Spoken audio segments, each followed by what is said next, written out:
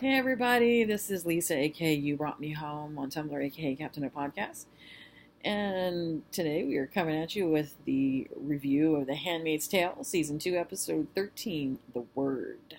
This is the season finale of Season 2. So I don't have information about when Season 3 is going to premiere. All I know for sure is that there is most definitely a Season 3. I mean, after Season 2's cliffhanger, there's no way that there cannot be a Season 3.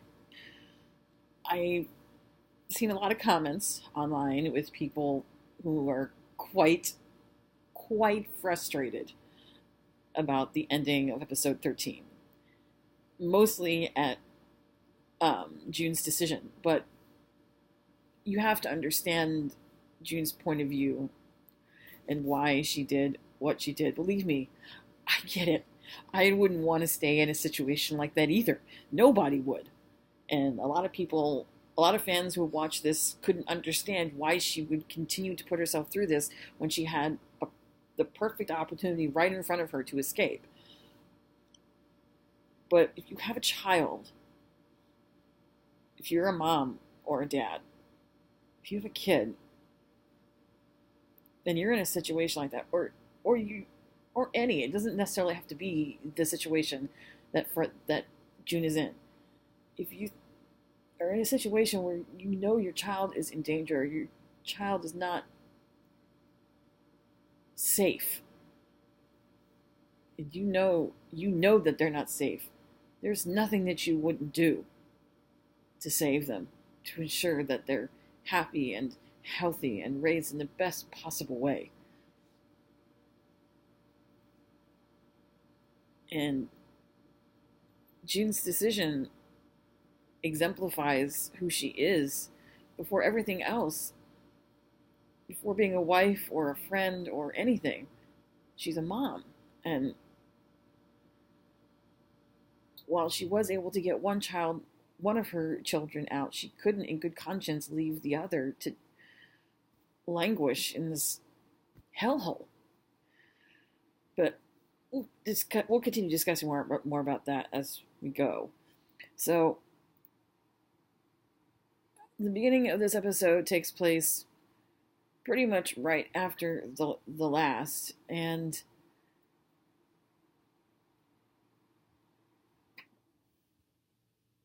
you can tell that she's worried.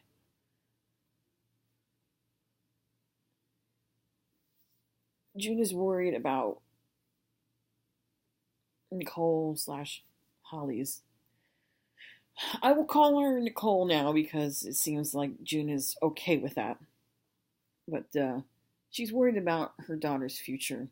She knows the life that Nicole is destined to have in Gilead is one of suffering and strife, and she has no real future because there's no possibilities for her.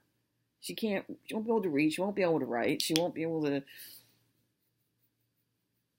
She has a very good point when she says to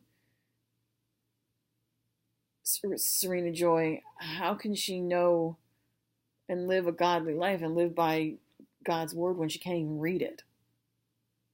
She can't know or understand God or whatever it is you want her to believe if she can't read it. Because, see, before the baby was born, she and Serena had agreed that whatever happened, even after June had to leave to go to a different house, she made Serena Joy swear that that baby would be taken care of. And now she's starting to wonder if that's really going to happen.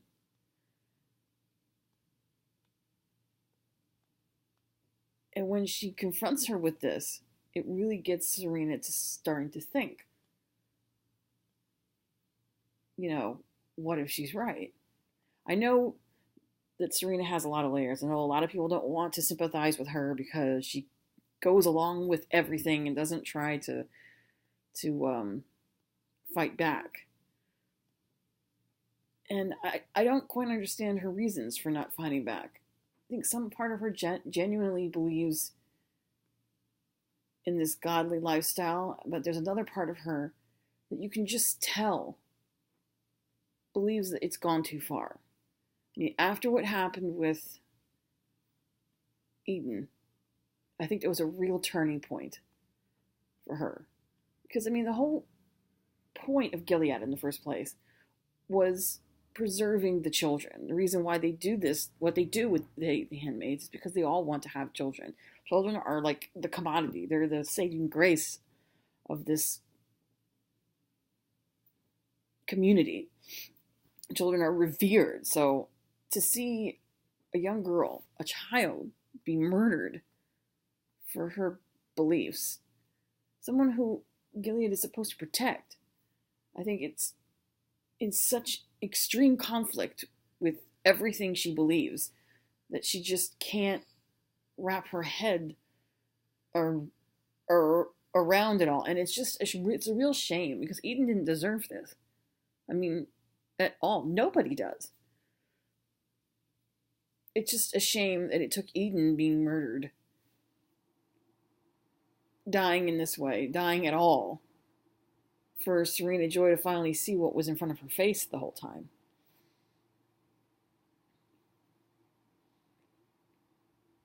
So she takes June's advice,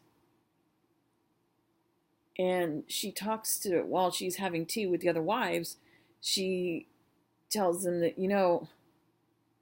I think we need to find a way to pass some sort of law or do something that will make it so that our daughters can be able to read God's word, meaning read the Bible, so that they'll have a better grasp and understanding of why our society is the way that it is, so they can know God and worship God and live by his laws and blah, blah, blah.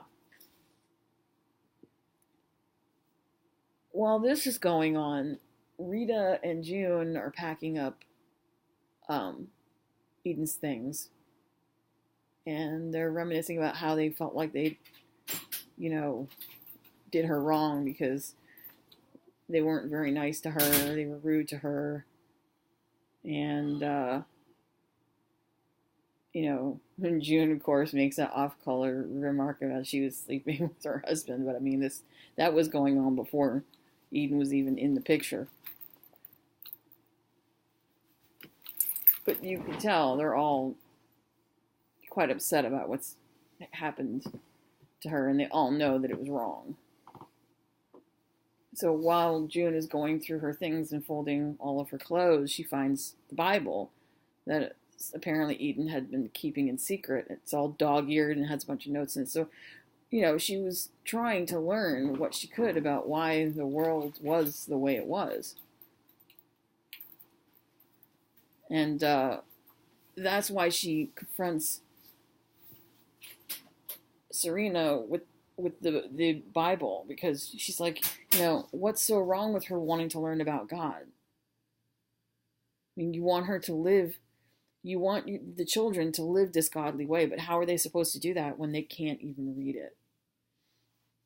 Now, I want to put in a little note here. I've also noticed some commentary online about people wondering how it was that Eden was able to read if in this society it's against the law to be able to read and write. I think you guys are getting the wrong idea about how long this Gilead system has been in place. If you remember, when the world first started going to shit, June's daughter Hannah was about 2. And when we saw her last, when she finally got the chance to see Hannah again, she looked about 7, 8-ish. So, honestly, Gilead has not really been a fully functioning government for that long. I mean, they're still trying to establish trade agreements with other countries. So really, I think they've only been functioning for about 5 years at a maximum. People are having this idea that they've been around for decades, and they haven't. This has actually only been around for a very short period of time. I'm fairly certain that Eden already knew how to read before all of this went down. The only people that wouldn't know how to read are the children that was born after Gilead became a thing, and the ones who were very small and didn't have that much reading experience when Gilead became a thing. Gotta get my plug.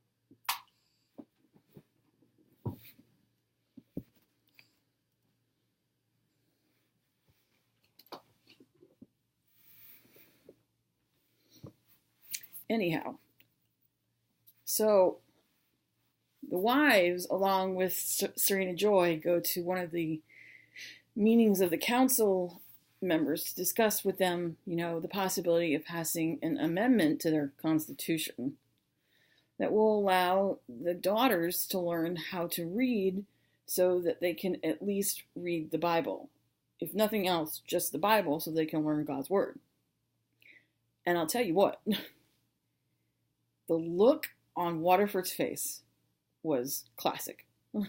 I mean, yeah, the other men that were sitting there looked uncomfortable, but the look on Waterford's face he was pissed off. Okay, we already know that these men view women as lesser, but Fred is on another level entirely. Fred generally is a misogynistic piece of shit. He literally hates women. He despises the idea that women could ever believe that they could hold a position of authority. And it astounds me how his wife, as educated and as cultured as she was back in the day before Gilead became a thing, how she could be attracted to that. I don't even know why Fred got with her in the first place. She was obviously a very well-educated, well-spoken, articulate woman. She was a professor in college. I mean, definitely not Waterford's type. He seemed to me to be into a type who was more, yes, sir, demure, obedient. So it's very, I'm interested to see if they have some more flashbacks into that, the earlier dynamics of their their relationship and how it formed, how they were when they first met, because it's very confusing. Honest to God, that look on Fred's face, he looked as though he wanted to jump over that desk and beat the fuck out of her in front of everybody there. He literally looked like so contrite, like he looked like he was ready to blow his top, because it seemed as though he felt she was embarrassing him in front of everybody by even approaching them, let alone, asking for this even minimalist of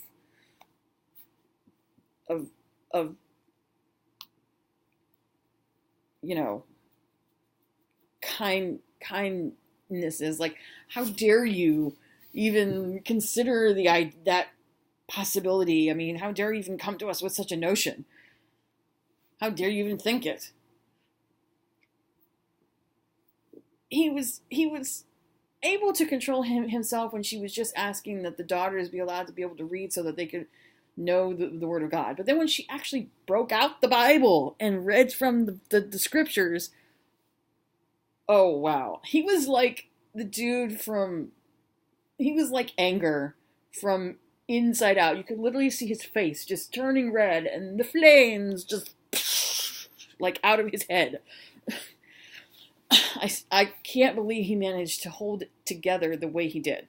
I was so ready to see him just fly over that desk and just beat the immortal shit out of her. But at the same time, I know that Fred values his place among the commanders, and he already feels embarrassed enough by the fact that she was standing up there trying to assert some sort of power, in his mind anyway, that he wouldn't want to embarrass himself further. So he waited till the meeting was over, and then when he went out there and she asked what the decision was, it was interesting to note that all the women that were behind her, as some other reviewers have said, don't assume you're going to have sisterhood, okay? There was some, but only very few. Once she broke out the Bible, all of them just kind of scurried away like little mice. And they, because they thought that was a bridge too far. You know what I mean? Only very few stayed after she read, and even then they were like, how could you do that? Are you insane? You don't know what they're going to do to you. You can lose a finger, because that's the law, that if women read, they lose a finger. So Waterford comes out and, thanks them for giving them something to consider. And she asks, once the other wives leave, she asks him what the decision was. And next thing she knows, she's being dragged away by the guards to have her finger sliced off. Serena Joy. Girlfriend, what did you think was going to happen? What did you think was going to happen when you got up there and started reading from a goddamn book? You're talking about Waterford, okay? He's not like Joseph, okay? This dude isn't Joseph. Waterford is not just a higher up in this government. He's a misogynistic psychopath. Okay? I don't know how you didn't notice it when you first married him, but I guess he was a really good actor. So when they arrive home later that night, she's exhausted, her hair is kind of messed up. So normally she's very, not a single hair out of place. She's always been a very put together person. And this time, her hair is all messed up, her clothes kind of, she's hunched over, obviously in pain because they sliced her finger off, and she's in a complete state of utter shock, like just shock that this has even happened to her. But she shouldn't be surprised. I mean, earlier that day, before they went to the meeting, and this was really kind of the impetus for June even coming to her in the first place. It wasn't just the fact that she found the Bible. Eden's father had come over to, beg for forgiveness for Eden's transgression, for her wrongdoing, and hoping that the Waterfords would not think ill of the family for what she had done. And they're like, God will forgive. And he actually says that when Eden and Isaac arrived at his house, because that's where they were, apparently when they were picked up, that they immediately called authorities. And June, who happened to be walking by and listened to this conversation, cannot believe what she is hearing. That this child's own father turned her in. Her own father turned her in. And she even says it too. I don't think she even realized that the words came out of her mouth, but she was in such a state of shock. She was like, you did what? Even Serena Joy, who didn't say anything, you could tell from the look in her eyes that she couldn't believe it. And it's that right there that I think made them both realize that that baby wasn't safe. That there was never going to be a situation in that world in which that baby would grow up safe and happy. That's what motivated June, I think, to confront Serena Joy in the first place. So, back to it. Anyway, the B plot of this revolves around Emily having her first ceremonial night with Joseph Lawrence and how that goes. And she's walking with the handmaids from the store. And the really sad thing is they stop by the bridge and you can see the bodies of Eden and Isaac hanging there. Like, you really have to just keep pounding the nail that's already in that coffin? I mean, Jesus. But of course, they need to set an example for anyone else who would dare, to love anyone who they weren't assigned to. So she tells the other girls that this is her first night, her first ceremony. She doesn't know how it's going to go. She looks a little nervous, trepidatious. She doesn't want to go through with it, obviously. And June says, just imagine that he's some disgusting thing. I wasn't quite sure what it was she had said. And Janine's back there like, oh my God, that's disgusting. But we know Emily's strong. So that night comes and he's got the music going and they're jamming out. It's not a normal thing to do to have music. In fact, it was scored so well, I couldn't tell if the music that was being played was genuinely part of the background score or if it was something that Lawrence had actually played like on a record player. I couldn't tell because it was scored. It was seamless. She goes into his office and she puts the pillow on the floor like she's supposed to, but she's got a knife with her. So it looks like she's ready to cut him and to attempt to escape. So she's kneeling and waiting for him, and he walks in to the room and turns off the record player, and he's like, "What are you doing?" She said, "This is the night of our first ceremony. I was waiting here for you." He's like, "Oh, that. Well, I don't want to do that with you. Are you kidding? Get up, go on." And I'm all like, wow. It is so difficult to get a read on this guy, and I didn't get the true read on him till the very end.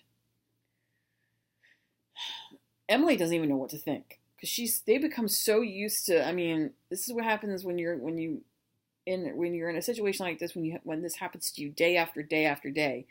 When it doesn't happen, you don't even know what to do. Like, she's in such a state of shock, she can't even get up. She doesn't understand. Like, what? You know. So she's still got her knife with her, and he walks out the room, and she goes back upstairs. The next day, Aunt Lydia comes over, as she always does after a ceremony, to check and make sure everything was okay and everything went well. And apparently, she tells Emily that Joseph Lawrence said everything was great. It went just fine. So that means Lawrence lied. Pretended that it happened when it really didn't happen. That shocks her even more. Not just the fact that they didn't do it, but that he lied about it. Now I'm starting to get an interesting picture of what Joseph Lawrence really is. So Lydia's waiting for her to respond, and she's in such a state of shock, she doesn't even know what to say. But you can tell that Lydia's very presence is grating on her ability to maintain self-control. And you know why, because Lydia was the one who was responsible for cutting off her clit. So she doesn't like Lydia at all. Like, psychotically wants to kill her. And it's taking every ounce of her self-composure not to do something horrible. And Lydia's like, "Cat got your tongue?" She's waiting for her to respond. Emily won't say anything. She's like, Jesus, you would think I cut out your tongue. And that's a direct jab reference to what she actually did to her. At that point, Emily's like, oh no, bitch, you did not just. You did not just. You know what? Fuck you. And she goes on her, bam, with that knife in the back. I was like, booyah, you go, bitch. Get this bitch. She proceeds to beat the ever-loving fuck out of this woman. She beats her till she falls down the stairs, and then when she winds up at the bottom of the stairs, she beats her some more. And all the noise and commotion gets Cora, Martha's attention, and she comes in the room like, "What the hell did you do? Oh my God, what did you do?" And she tells her to go to her room and stay there. And while Emily's in there, she kind of goes through this stage where she's in a mixture of shock from what she just did to a little bit of thrill that she finally got revenge for what Lydia did to her. And then at the same time, fear, because she knows that she's fucked up. She's already, people already don't like her because they think she's ornery. The only reason she's back there is because their numbers got shriveled up after the explosion. So she knows that this time she's fucked up for good, that she really went and did it. They're not going to send her to the colony or to the brothel. They're just going to fucking kill her. So it was the way that the actress played it was really, really good. I mean, she went through all these stages in the matter of one scene. And then she winds up in the corner there, just huddled, like doing a mixture of kind of laughing and crying, almost like a maniacal.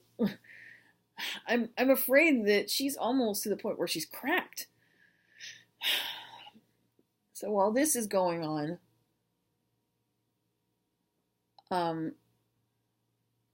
and Waterford and Serena Serena's obviously in bed recuperating. Waterford's doing something else. So June has most of the house to herself. She brings the baby to Nick in one of the other rooms, and they're holding the baby together for the first time, and Rita's got a smile on her face, and June is smiling, and Nick finally, if for her first time ever, actually smiles, and she tells him she loves him, and it's just a beautiful scene that we know is not going to last very long. But hopefully it's a good omen for the future, because these two really don't deserve the kind of life that they've been put through. But this picture of the family unit is definitely much more intimate and much more emotional and beautiful and real and true than that nasty portrait painting that's hanging on the wall. That's for sure. So, as the night wears on, Emily is thrown into Lawrence's car and driven off. And as he proceeds to play Walking on Broken Glass, which is the worst song that he could have picked at this point, because she's fairly certain she's about to die. You can tell that her fear level is rising as they're driving. She thinks he's taken her off somewhere to kill her. June is walking through the house, and I'm assuming she's going to feed the baby. And as she looks through the window, she notices the house on the other side of the street is totally engulfed in flames. And there's firemen all outside, and people running around the streets, and security guards, and everything's a crazy mess. So she's holding the baby, trying to calm her, while she's looking outside, trying to figure out what's going on. And Rita walks in and says, "You need to get your shoes. We need to leave now."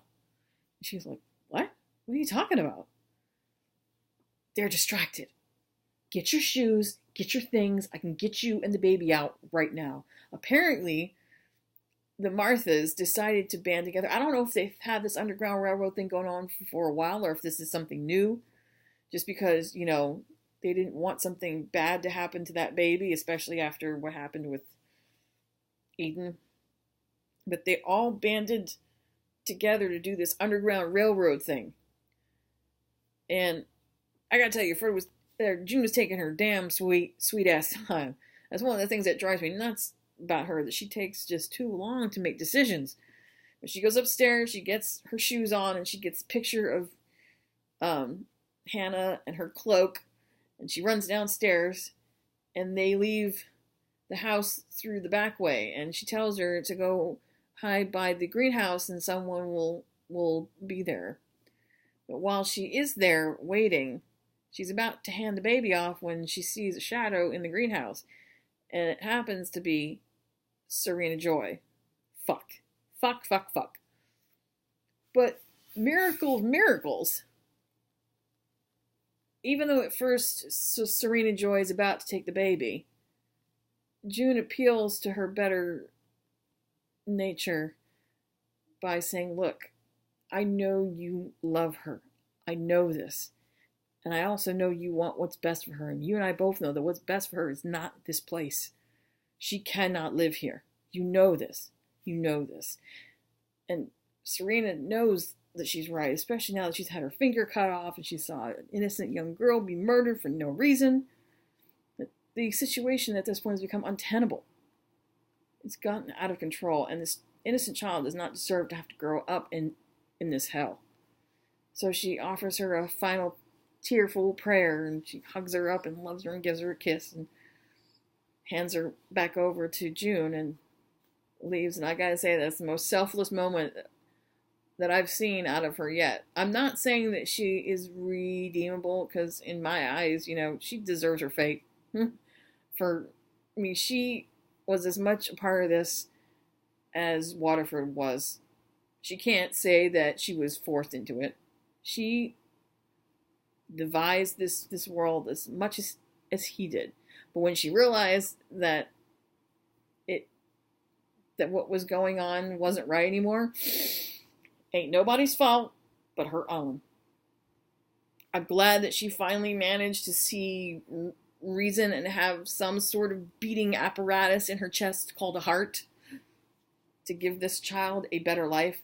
Does that mean that she's, not a bad person? She's not a bad person. She's not a good person.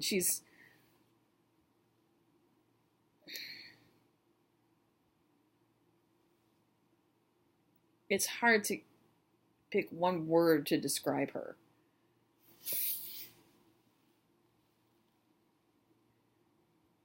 She's not a hero. She's not a villain. She's she's both, sort of. I can't really call her a hero because June is the hero of this story. And Serena's just a victim. In some ways she's a victim, in some ways she's not. But it's very hard to sympathize with her because this was a world of her own design. I mean, she put herself into this place. She made this happen just as much as Waterford and his friends did. So it's really hard to feel anything for her because the child's not even hers.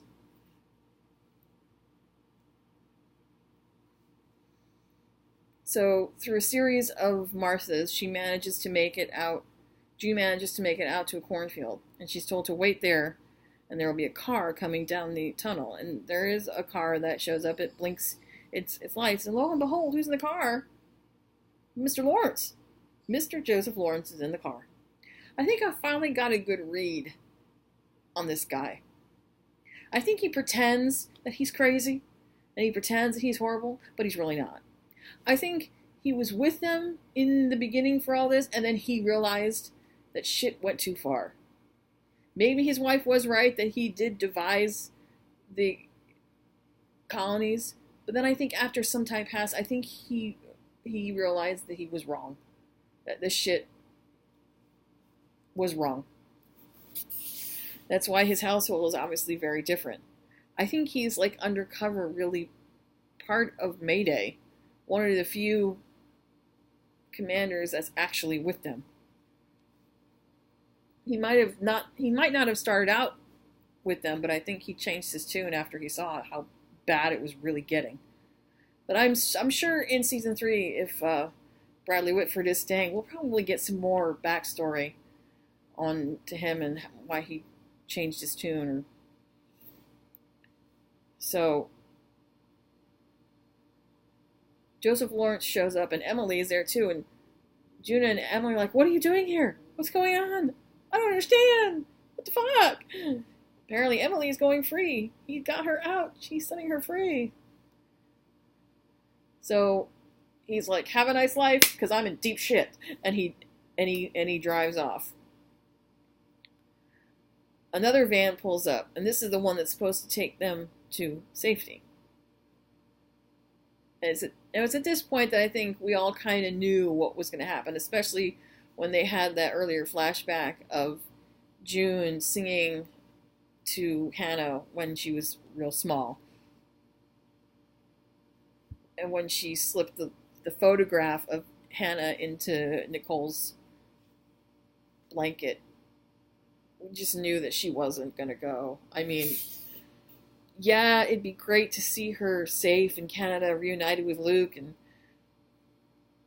Maura, but as a mom, like I was saying earlier, as a mom, I can understand why she just couldn't find it in her. She knew that her baby would be safe with Emily and that Emily would eventually get to Canada. I mean, no doubt Emily's going to go to Canada. Her wife and her son are there. So while she's there, she will make sure to reunite that baby with Luke, with people that will take care of him, or her. The baby will be safe, period. But now she's got to worry about her other baby. Her little girl, who she just cannot leave in that world. So as the series, season 2 ends, you see the van drive off, and June's got her head down, she pulls her cloak over, and then she picks her head back up, and you can see that look of determination in her face, like, "Rrr! Get this motherfucker!" And she really pulled it off today. I mean, after Eden's father left and June and June and Waterford were left alone in the room, she just couldn't believe that he didn't seem to care that this child's own father turned her in.